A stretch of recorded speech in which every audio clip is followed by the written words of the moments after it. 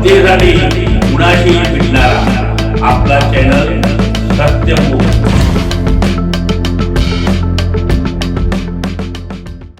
गुरुमाता अंबुबाई यांच्या पुण्यतिथी व आजच्या महाशिवरात्रीचा औचित्य साधून माणगाववाडी महादेव मंदिर येथे महाशिवरात्र साजरी झाली। यामध्ये सद्गुरू सच्चिदानंद महाराज यांच्या पत्नी उपस्थित होत्या। त्याचबरोबर चंदूरगावचे साईनाथ स्वामी हे उपस्थित होते। त्यांनी भक्तांना संबोधित केलं व गुरुविषयी महत्त्व सांगितलं। ठीक 12 वाजता गुरुमाता अंबुबाईंच्या फोटोस पुष्पवृष्टी करण्यात आली। त्यानंतर सर्व भाविकांसाठी महाप्रसादाचं आयोजन केलं होतं। सदर कार्यक्रमास नूतन पंचायत समिती सदस्य मिनल राजू मगदूम, रमेश भाई पंड्या व सौ रमेश भाई पंड्या हे उपस्थित होते।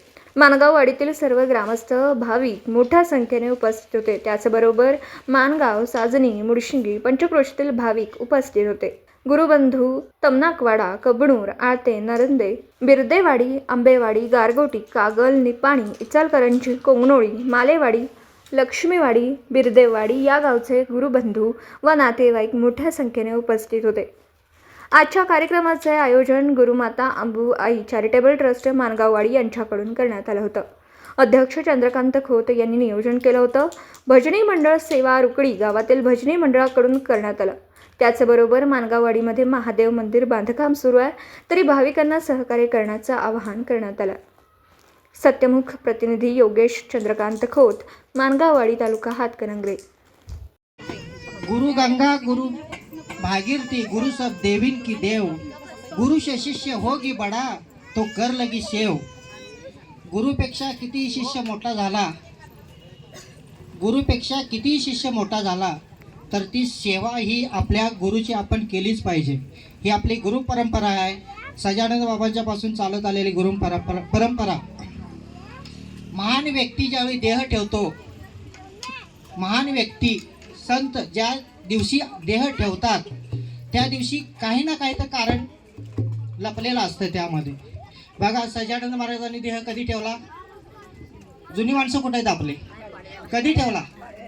गुढीपाडवा। अंबुबाईने कधी ठेवला? महाशिवरात्री। सच्चिदानंद बाबांनी कधी ठेवला? गणेश जयंती। योगानंद बाबांची गणेश जयंती। बघा, त्यामध्ये काय तर गुढ आहे हे फक्त आपल्या गुरु भक्तांसाठी नाही, सर्व लोकांच्यासाठी एक गुढ आहे। त्यामध्ये काय, ज्या दिवशी देह ठेवतात त्यामागं काय तर कारण असतंय आणि त्या कारणाच्या आवर्जून आपण सगळेजण त्याने आपल्या गुरुबंधूंच्या ठिकाणी किंवा भक्तांच्या ठिकाणी जाऊन एक दिवस त्यासाठी आपण का काढायचा? आपल्या गुरुमाऊलीसाठी आपण तो दिवस काढायचा। एक दिवस राहू दे, फुलं टाकायचा वेळ जरी तुम्हाला मिळाली तर आपलं भाग्य भरपूर, आपलं पुण्य भरपूर म्हणायचं।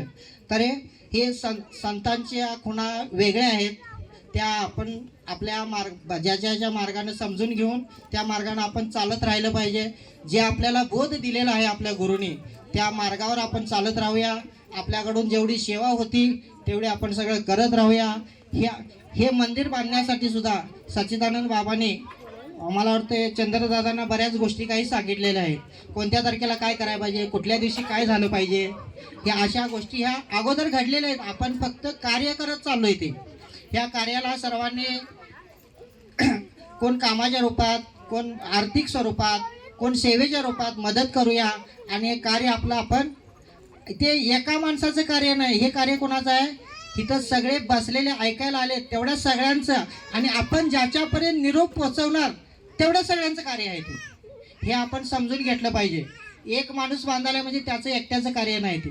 आपण फुल नाही फळाची पाकळी, आपल्याला जे जमल ते आपण त्यांची मदत करूया आणि या मंदिराचा जीर्णोद्धार चांगल्या पद्धतीनं करूया आणि आपण सगळेजण असंच प्रत्येक कार्यक्रमाला हजर राहून शोभा वाढवूया, एवढंच बोलतो आणि एक भजन घेऊया। जनतेसाठी कुणाशीही भेटणारा आपला सत्यमुख। लाईक करा, शेअर करा आणि बेल आयकॉन ऑन करा। मित्रांनो, विसरू नका।